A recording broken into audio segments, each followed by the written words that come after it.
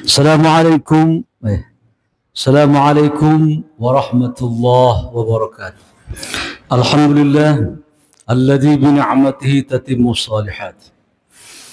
Alhamdulillahilladzi ala kulli hal.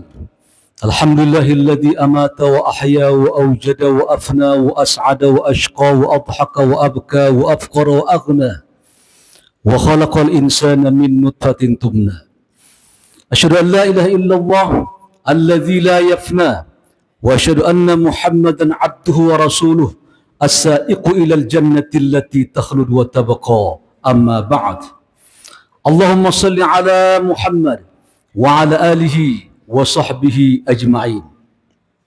Ya ayyuhal mukhtar min khairil wara khuluqan wa khalqan bil kamali tawahhada dhu ra'fatin bil mu'minina wa rahmatin sammaka rabbuka fil Qur'ani Muhammada. Ayuhal mu'minun, ayuhal muslimun, usikum wa iyaya bittaqwallah. Faqad fazal muttaqun. Wa qala Allah Ta'ala fil Qur'anil Karim, a'udzu billahi minasy syaithanir rajim. Ya ayyuhalladzina amanu taqullaha wabtaghu ilaihil wasilah wajahidu fi sabilihi la'allakum tuflihun. Rabbana lakal hamd anta mulkus samawati wal ardi wa ma fihim walakal hamd anta nurus samawati wal ardi wa ma fihim walakal hamd anta badi'us samawati wal ardi wa ma fihim antal haq wa liqa'uka haq wal anbiya'u haq wa Muhammadin sallallahu alaihi wasallam haq wal qur'anu haq wal jannatu haq wan naru haq. Rabbana 'alaika tawakkalna wa ilaika anabna wa ilaikal masir. لا حول ولا قوة إلا بالله العلي العظيم. وقال الله تعالى أعوذ بالله من الشيطان الرجيم نحن نقص عليك نبأهم بالحق إنهم فتنة آمنوا بربهم وزدناهم هدى. صدق الله العظيم. Jamaah sedang salat Jumat rahimakumullah. Alhamdulillah kita puji Allah Subhanahu wa taala. 3 nikmat mengantarkan kita ke tempat ini. Yang pertama, nikmat keimanan. Karena kita beriman kepada Allah Subhanahu wa taala.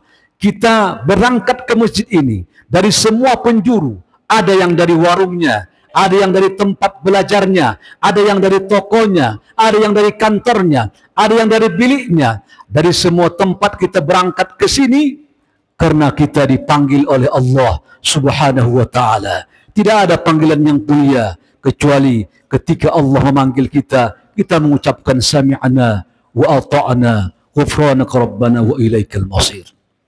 Yang kedua, Allah beri kita nikmat kesehatan.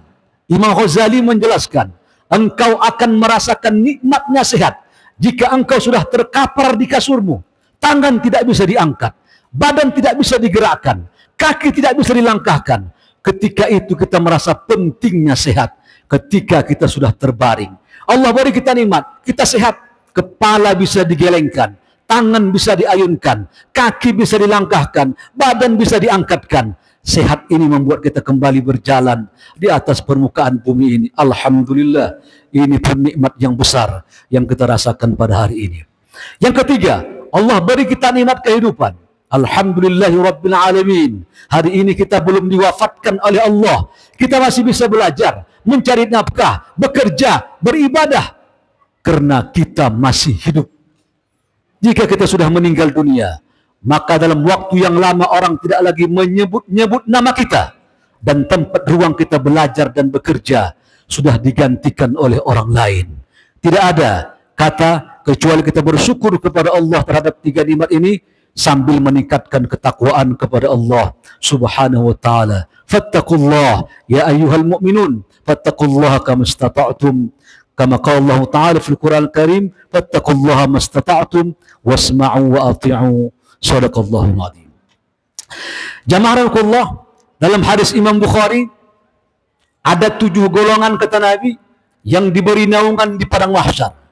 Dalam kitab At-Tarhib wa Tarhib Imam Munziri menjelaskan Allah mendekatkan matahari milaini, 2 mil.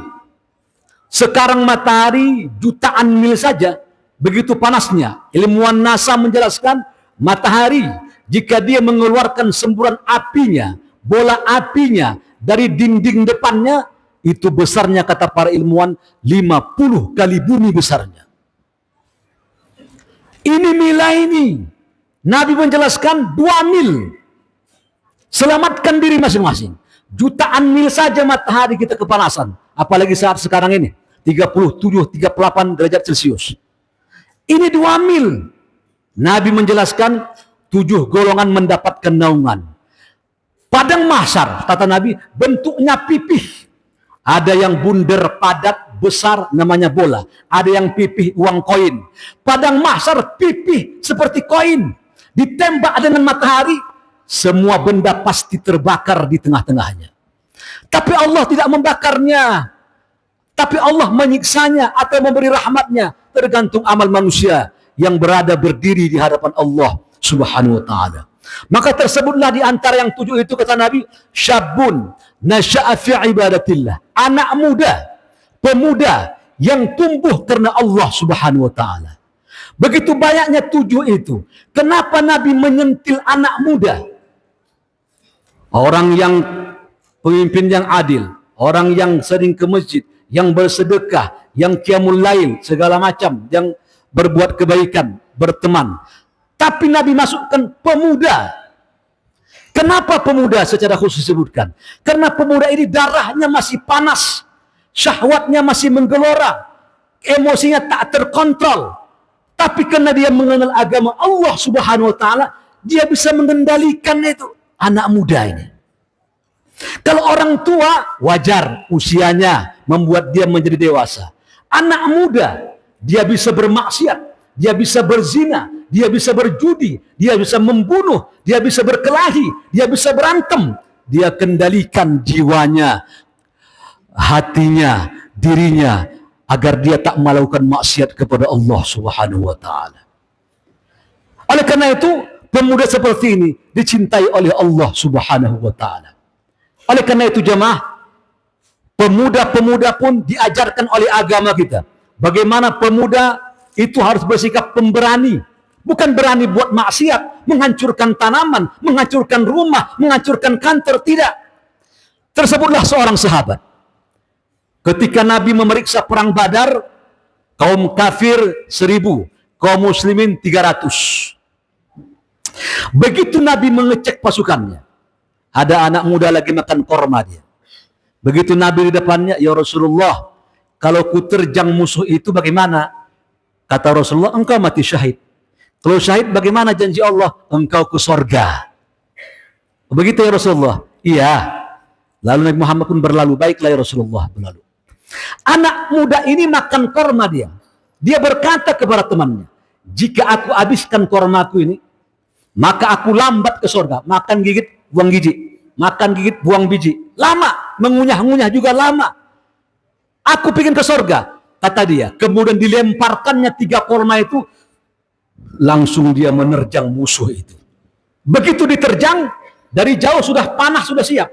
Badannya kayak landak, meninggal dunia. Kata Nabi, siapa itu?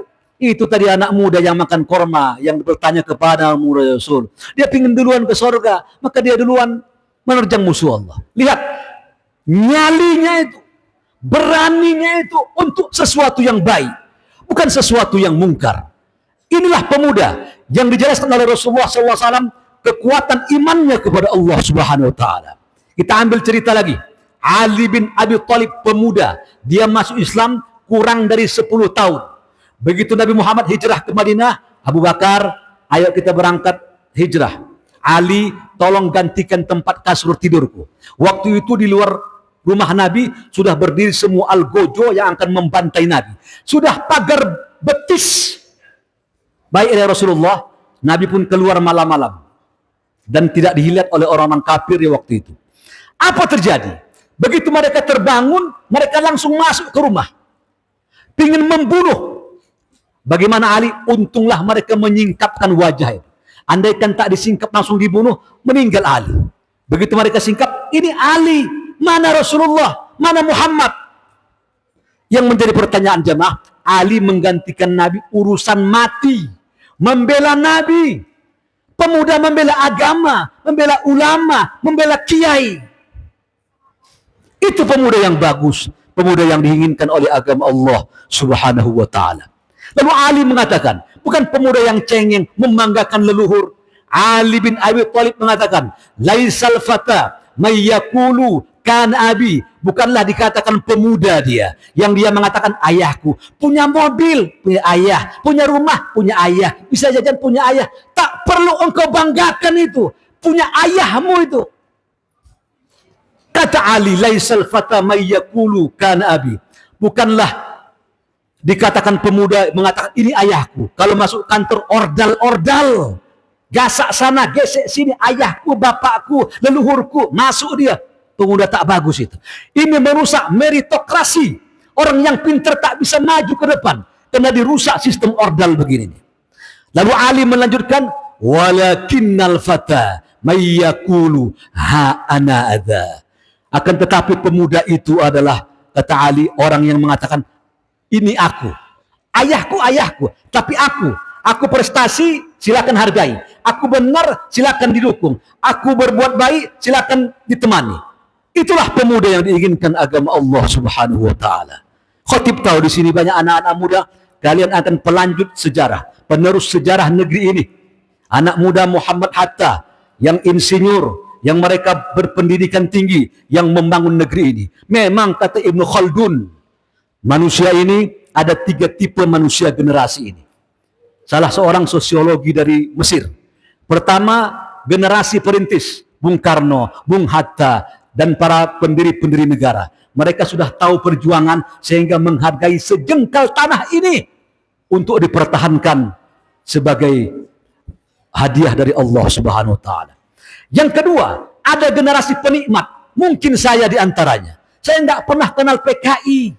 Saya enggak pernah perang sama Jepang. Kita begitu lahir sudah alam nyaman, tak ada perang. Tinggal belajar, tinggal sekolah. Tak pernah makan tiwul, tak pernah makan jagung, tak makan sagu. Begitulah sudah makan beras. Ini masih bagus, penikmat. Makanya kita mengenal pelajaran-pelajaran P3K atau pelajaran-pelajaran tentang Pancasila dan lain sebagainya. Karena kita mendapat pengetahuan yang baik tentang negara ini. Yang ketiga, kata Ibnu Khaldun, adalah generasi penghancur setelah saya.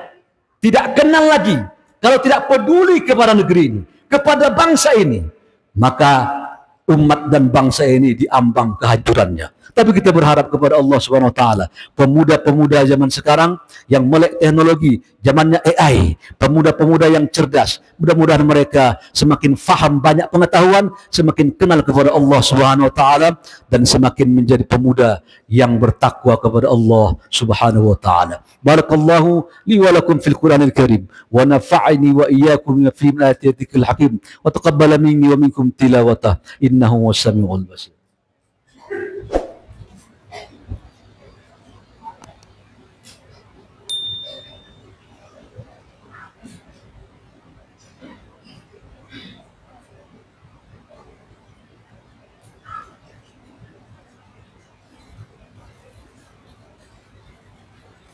Alhamdulillah wassalatu wassalamu ala Rasulillah wa ala alihi wa sahbihi wa mawala. Asyhadu an la ilaha illallah wa asyhadu anna Muhammadan abduhu wa rasuluh. Allahumma salli ala Muhammad wa ala alihi wa sahbihi ajma'in. Wa qala Allah ta'ala, ya ayyuhalladzina amanu taqullaha haqqa tuqatih wa la tamutunna illa wa antum muslimun. Jemaah, satu hadis Rasulullah sallallahu alaihi wasallam pernah bersabda, "An-nasu ma'adin ka ma'adinidz dzahab wal fiddah." Manusia ini, kata Nabi, seperti barang tambang. Kapan dia menjadi logam mulia dan kapan dia menjadi besi tua yang bekarat? Tergantung pengolahan jiwanya, tergantung kualitas dirinya, tergantung dia bermanfaat terhadap lingkungan atau tidak. Kapan dia menjadi emas yang berharga, walaupun dihancurkan itu emas, serpihannya masih berharga untuk dijual. Atau dia menjadi besi yang berkarat, yang pada akhirnya dia hancur dan terbuang, dilemparkan dan disingkirkan. Kapan kita menjadi emas? Kapan kita menjadi besi berkarat? Tergantung diri kita masing-masing. Kau berguna buat agamamu, kau berguna buat bangsamu, atau berguna terhadap lingkunganmu, kembali kepada dirimu sendiri, pengelolaan dirimu, kualitasmu, akhlakmu, ilmumu. Dengan begitulah Allah akan menghargai seseorang di mata Allah Subhanahu wa taala. Semoga Allah Subhanahu wa taala menjadikan kita orang-orang yang solehin, orang-orang muhsinin, orang-orang yang bisa membanggakan buat Allah, agama, dan buat negara ini. Allahumma ighfir lil muslimin wal muslimat wal mu'minin wal mu'minat al-ahya'i minhum wal amwat bi rahmatika ya arhamar rahimin. Rabbana ighfir lana wa li ikhwanina alladhina sabaquna bil iman wa la taj'al fi qulubina ghillan lil ladzina amanu rabbana innaka ra'ufur rahim. Allahumma jam'ana jam'an marhuma wa tafarraqna min ba'di tafarruqan ma'suma wa hadina ya Allah siratal mustaqim. Allahumma ja'al biladina Indonesia biladan aminan rakha'an sakha'an ala rahmatika ya Allah ya dzal jalali wal ikram. Allahumma ansur ikhwal muslimina fi Palestin ya Allah ya dzal jalali wal ikram. Rabbana atina fid dunya hasanah wa fil akhirati hasanah wa qina adzaban nar.